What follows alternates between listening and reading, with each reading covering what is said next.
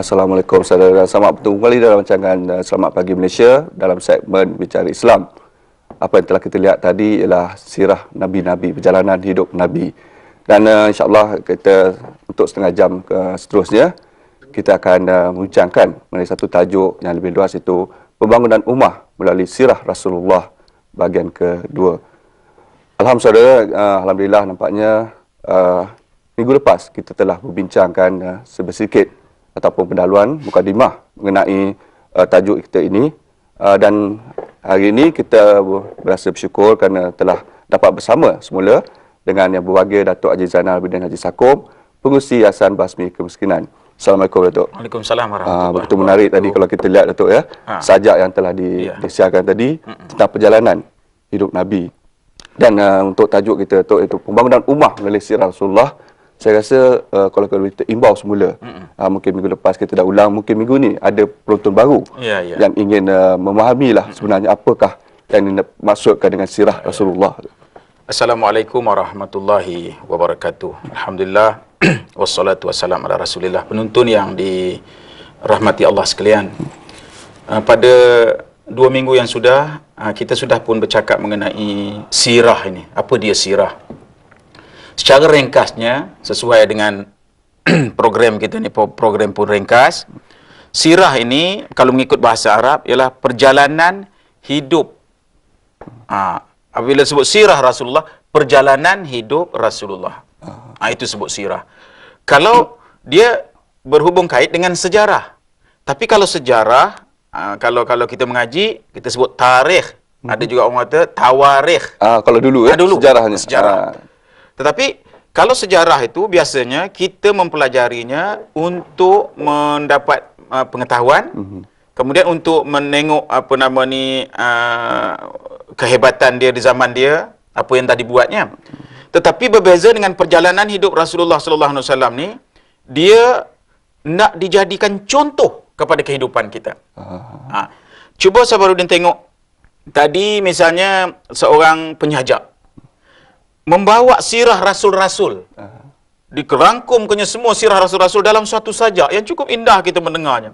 Dan kalau orang mendengar dengan hati, tentu dia akan cukup syahdu. Satu. Tetapi kedua, dengan kita mengkaji sejarah Rasulullah sallallahu alaihi wasallam, kita mengambil suri teladan. Rasulullah punya ni kena dicontoh terus. Sebab itu disebutkan laqad kana lakum fi rasulillahi uswatun hasanah. Rasulullah sallallahu alaihi wasallam itu ialah contoh teladan yang baik. Tak ada contoh lain. Kita kata nak jadi contoh siapa? Nak kita contohkan siapa? Kalau kita nak menyontohkan siapa pun dalam dunia ni, memang boleh dicontoh, tetapi di bidang-bidang dia je. Di bidang dia. Imamul Ghazali rahimahullahu ta'ala boleh dicontoh. Tetapi Imam Al-Ghazali rahimahullah seorang pemikir, seorang ulama, seorang penulis, seorang pendakwah. Tapi dia tak pernah jadi panglima perang. Dia tak pernah jadi Perdana Menteri. Ini semua menunjukkan bahawa ada juga kelemahan padanya untuk dijadikan contoh yang lengkap. Sebab itu kita kena kembali, bila nak melihat contoh, jangan kita terpengaruh dengan adanya contoh-contoh lain. Mesti kembali kepada Rasulullah uswatun hasanah. Balik kepada Rasulullah sallallahu alaihi wasallam. Itu satu. Kedua, bagaimana kita nak mencontohi kehidupan Rasulullah sallallahu alaihi wasallam itu dalam pentadbiran misalnya. Dalam rumah tangga, dalam bermasyarakat, dalam beramal saleh, dalam membantu orang, dalam menentukan orang miskin supaya jangan selama-lamanya miskin, berubah ataupun naik taraf. Banyak benda tu. Itu bila Rasulullah sallallahu alaihi wasallam buat, sudah menjadi sunnah pula kita kena buat. Sebab itu bila sirah ini ianya berkait rapat dengan Rasulullah, dan setiap kerja yang kita buat hendaklah refer kepada pergerakan Rasulullah untuk dijadikan contoh. Perjalanan hidup Rasulullah sallallahu alaihi wasallam. So Datuk kalau kita lihat sejak kebelakangan ni Datuk saya pun rasa tersentuh hati saya.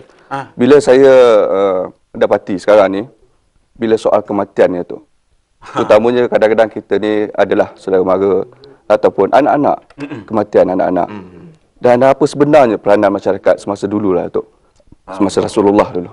Inilah kita kata sirah. Rasulullah sallallahu alaihi wasallam ni manusia. Manusia biasa. Cuma berbeza dengan kita, dia dianugerahkan mukjizat. Kedua, dia maksum, iaitu dipelihara daripada membuat kesalahan dan dosa. Rasulullah sallallahu alaihi wasallam ni. Dia manusia. Dia tidur, dia berkahwin, dia beranak. Dengan perkahwinannya bersama dengan Siti Sayyidatina Khadijah, dia mendapat 6 orang cahaya mata. 2 lelaki, 4 orang perempuan. Yang pertama dinama Qasim. Itu yang kita sebut Abul Qasim itu, Nabi Muhammad sallallahu alaihi wasallam itu disebut bapa pada Qasim ni. Yang kedua Abdullah At-Tahir. Yang kedua. Yang ketiga Zainab. Yang keempat Ruqyah. Yang kelima Ummi Kalsum.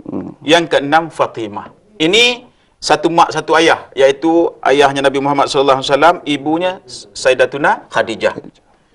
Kemudian bersama dengan isterinya yang bernama Maria Al-Qibtiyah, Rasulullah sallallahu alaihi wasallam memperoleh seorang lagi putera yang bernama Ibrahim. Anak Nabi Ibrahim. Tetapi ketiga-tiga anak Rasulullah sallallahu alaihi wasallam ini yang lelakinya wafat di waktu kecil.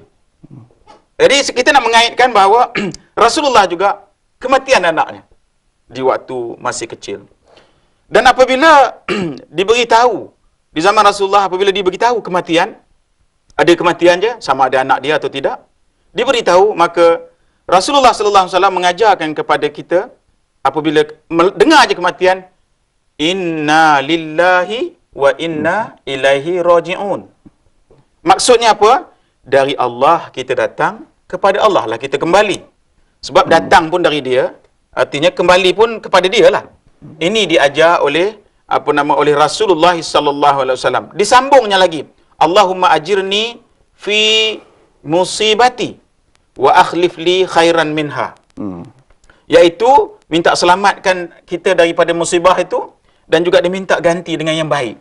Itu doa kita apabila mendengar berita kematian. Begitu lepas itu pula, tanggungjawab kita ialah ziarah. Ziarah sunat, ziarah. Ziarah itu apa kita buat? Ziarah itu ialah menyampaikan ucapan takziah. Takziah ni dalam bahasa Melayu melahirkan rasa duka cita. Artinya kita nak bagi tahu dia, kita pun simpati dan duka cita kerana seorang anak yang disayangi meninggal. Kami rasa tak tahu nak menyebutkan bagaimana perasaan ini. Dan kita minta dia tabah, kita minta dia bersabar.